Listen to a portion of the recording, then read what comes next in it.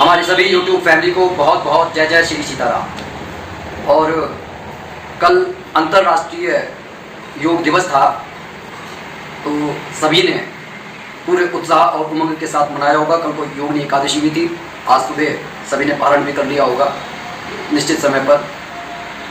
तो आज मेरा मुख्य विषय ये है कि हम जीवन में जो भी पूजा पाठ करते हैं उसका मुख्य मोटिव हमारे जीवन में अपने सुख साधनों को बढ़ाने के लिए होता है। कभी हम अपने परलोक को सुधारने के लिए प्रयत्न नहीं करते। और कुछ लोग इतनी जल्दबाजी में ध्यान में उतरने की कोशिश करते हैं कि बस मैं ध्यान में बैठ जाऊं और मेरे को प्रभु के दर्शन हो जाए, और प्रभु का दर्शन मिलने के बाद मैं उससे ये मांग लूं कि मेरे को ये भी दे दो, मेरे को ये भी दे दो। और इस बात में मुझे लेश मात्र भी संशय नहीं है कि अगर एक बार प्रभु मिल जाए तो वो हमारे को क्या नहीं दे सकते। वो हमारे को, वो इतने सर्वसमर्थ हैं कि वो हमारे को हमारी सोच से परे अगर कुछ है वो भी दे सकते हैं। क्योंकि ये जो ब्रह्मांड का जब निर्माण हुआ तो लोगों के मन में सिर्फ एक बात गूंजती रहती है कि भाई भगवान ने कितना पक्षपात किया है। किसी को कुत्ता बना दिया है, किसी को शेर बना दिया है, किसी को इंसान बना दिया है, किसी को लड़का बना दिया है, किसी को लड़की बना दिया है, किसी को पेड़ बना दिया है, कोई पत्थर बना दिया है। तो भगवान ने ऐसा क्यों किया, जबकि हम कहते हैं कि भाई सभी के अंदर प्राण है। तो लॉजिकली इस बात पर कभी बाद में चर्चा करेंगे, लेकिन आज जो मेरा मुख्य ध्येय है वो ये है कि अगर देखिए सभी ये चाहते हैं कि हम अमीर बन जाएं, और अमीर बनने के लिए हमारे पास 3 ग्रह हमारे ठीक होने चाहिए, शुक्र ग्रह, शनि ग्रह और केतु ग्रह। लेकिन हमारे पास पैसा तभी टिकेगा जब हमारा मंगल ग्रह ठीक होगा। और इसीलिए लोगों को उपाय बताए भी जाते हैं और लोग करते भी हैं, लेकिन लोग परिणाम चाहते हैं कि बस यहाँ पर स्विच दबाया, रोशनी हो गई, पंखा चल गया। लेकिन कुछ उपाय जो लोग प्रैक्टिकली करना चाहते हैं, जिन्हें समझ है कि आज अगर मैंने एक छोटा सा बीज बोया है तो उसे पनपने के लिए आप कुछ समय देंगे, क्योंकि आपकी पूजा, आपकी इच्छा जो है वो काम कर रही है, जो कुछ आपने किया है। लेकिन आप उसको वो एनवायरनमेंट तो दीजिए, पूजा का, भक्ति का, अपनी इच्छाओं का इंतजार आपको करना पड़ेगा। लेकिन इंतजार के साथ में जैसे कि आप गाय को रोटी खिलाते हैं, जो सबसे पहले हमारी रसोई की रोटी निकलती है, गाय को खिलाते हैं, कुत्ते को खिलाते हैं, कौवे को खिलाते हैं। मंगलवार के दिन आप जाकर महाबली हनुमान जी के दर्शन करते हैं, हनुमान चालीसा का पाठ करते हैं, ओम हन हनुमते नमः का मंत्र का जाप करते हैं, प्रभु श्री राम की स्तुति करते हैं।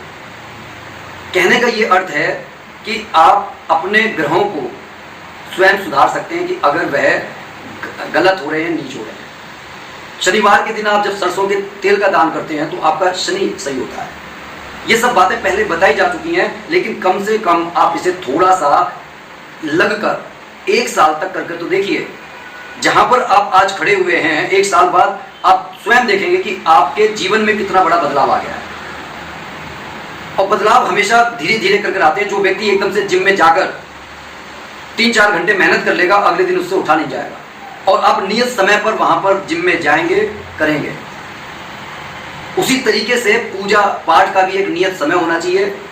ये नहीं है कि आज आपको समय था, आज आपने सुबह उठते ही पूजा कर ली, कल को आपके पास समय नहीं है, कल आप रात में पूजा करेंगे। दिन भर सोए रहे, दोपहरी में नींद खुल गई, उसी दिन समय पूजा कर ली।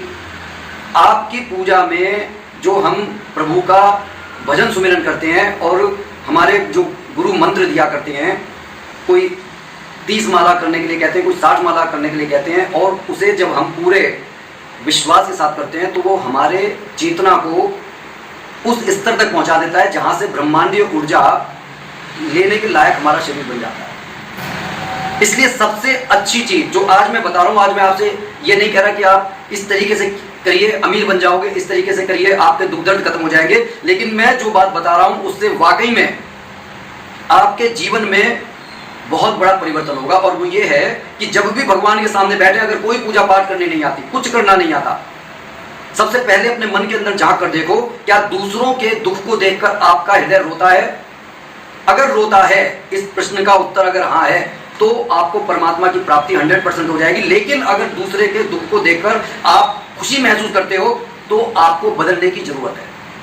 और इस बदलाव को करने के लिए आप परम पिता परमात्मा के सामने बैठिए, सोचिए कि आप वो जो परम पिता परमात्मा है उसके घर को छोड़कर आप यहां पर पिकनिक मनाने के लिए आए हुए और दुखी हो।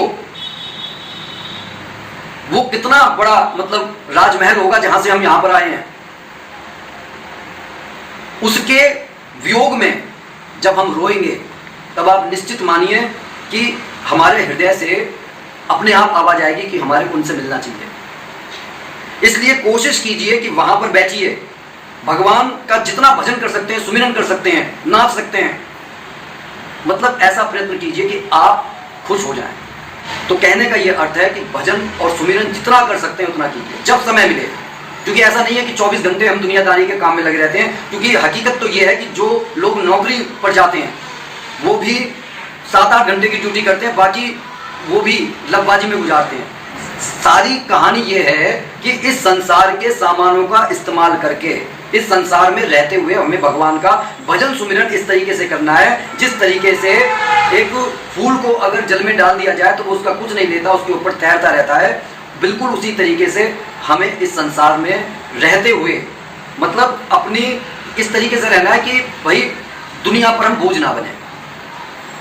तो अगर आप इस तरीके से अपना जीवन बना सकते हैं, दुनियादारी में अपना कुछ कंट्रीब्यूशन दे सकते हैं तो आप दीजिए, क्योंकि अंत में सिर्फ और सिर्फ ये भजन सुमिरन काम आएगा।